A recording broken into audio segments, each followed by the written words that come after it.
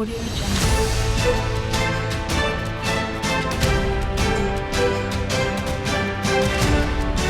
Audio Jungle.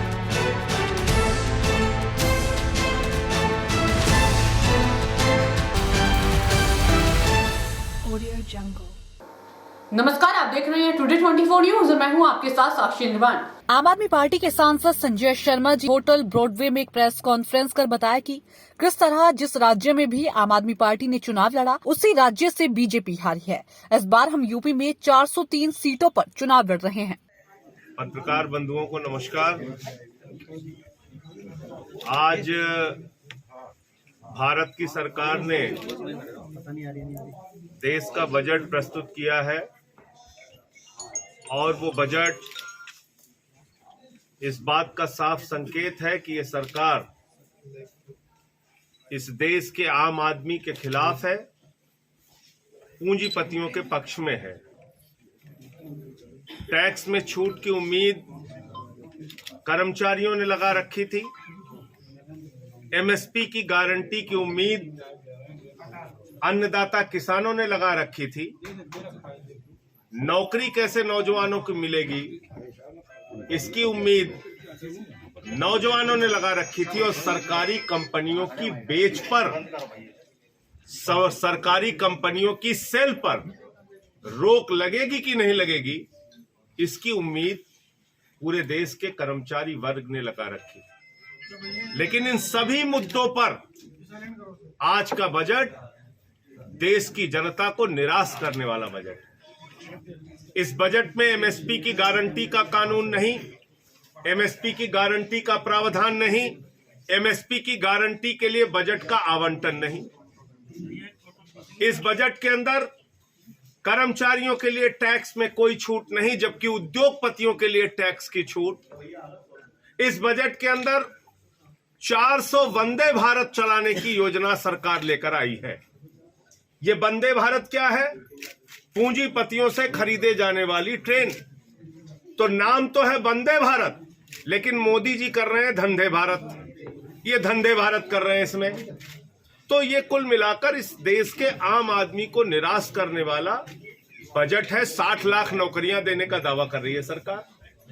अब आप मुझे बताइए कि अगर ये सरकार 2 करोड़ रोजगार देने का वादा करके आई थी, तो पहली बात तो ये कि 7 साल बाद अब तुम 60 लाख पे पहुंच गए। तो पहले झूठ बोला, अब महा झूठ बोल रहे हो। तुम्हारी बात पे भरोसा कैसे होगा? कोरोना की महामारी से पीड़ित जनता इंतजार कर रही थी कि बड़ी राहत भाजपा की सरकार के द्वारा दी जाएगी, लेकिन न मोदी जी आम आदमी की सुनने वाले हैं, न योगी जी आम आदमी की सुनने वाले हैं।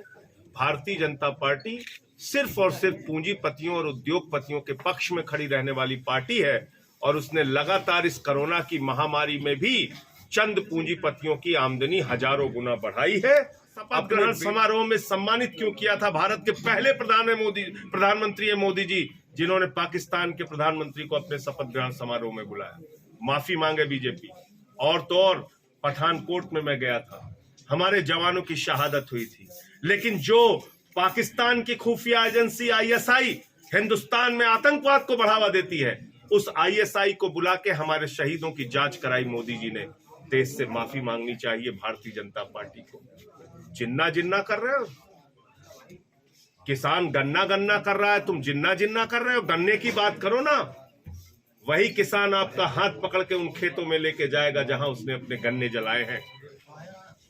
जिन्ना और जिन्ना की समर्थक और जिन्नावादी पार्टी हिंदुस्तान में कोई है तो भारतीय जनता पार्टी है। आजादी के पहले 3 राज्यों में सरकार मुस्लिम लीग और हिंदू महासभा ने सावरकर और श्यामा प्रसाद मुखर्जी ने मिलकर बनाई थी। ये रिकॉर्ड आप सब पत्रकार बंधुओं को जानना चाहिए कि जिन्ना और श्यामा प्रसाद मुखर्जी और वीर सावरकर एक साथ मिलकर 3 राज्यों में इन्होंने सरकार बनाई थी। West Bengal, North West Frontier और सिंध प्रांत। नंबर 1। दूसरी बात, आजादी के बाद जिन्ना को सबसे ज्यादा मान्यता किसने दी? अडवाणी जी गए थे उनके कब्र पे मत्था टेकने। सेकुलर किसने कहा जिन्ना को? विदेश मंत्री जसवंत सिंह ने अपनी किताब में सुंदर शब्दों में लिखा है, मोहम्मद अली जिन्ना धर्मनिरपेक्षता। तो जिन्ना को मान्यता देते हो तुम लोग, और चुनाव में जिन्ना जिन्ना कर रहे हो। यहाँ किसान गन्ना गन्ना कर रहा है, उसके गन्ने का दाम उसको कैसे मिलेगा, उसके फसल का दाम उसको कैसे मिलेगा। अभी टीवी चैनल ने, तमाम लोगों ने इंटरव्यू किया है किस तरीके से गन्ना किसानों का भुगतान आज तक नहीं हुआ।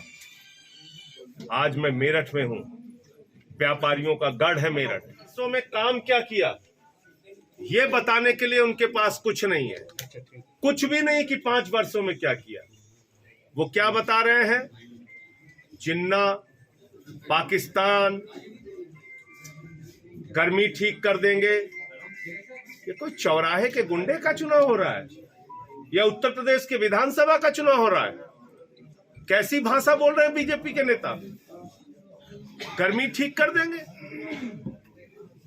उत्तर प्रदेश की जनता जमानतें जब्त करा के इनके दिमाग ठीक कर देगी। जो इनके दिमाग पर सत्ता का अहंकार और भूत सवार है, झाड़ू से इनका भूत उतारेगी जनता। आम आदमी पार्टी के पक्ष में लोग वोट करेंगे। पाकिस्तान हमारा दुश्मन देश है, ये आज से नहीं 75 साल से हमको पता है। लेकिन उस दुश्मन देश के प्रधानमंत्री नवाज शरीफ के बर्थडे का केक काटने बगैर बुलाए मोदी जी क्यों गए थे? भाजपा को इसका जवाब देना चाहिए और पूरे देश से इसके लिए माफी मांगनी चाहिए। Audio Jungle.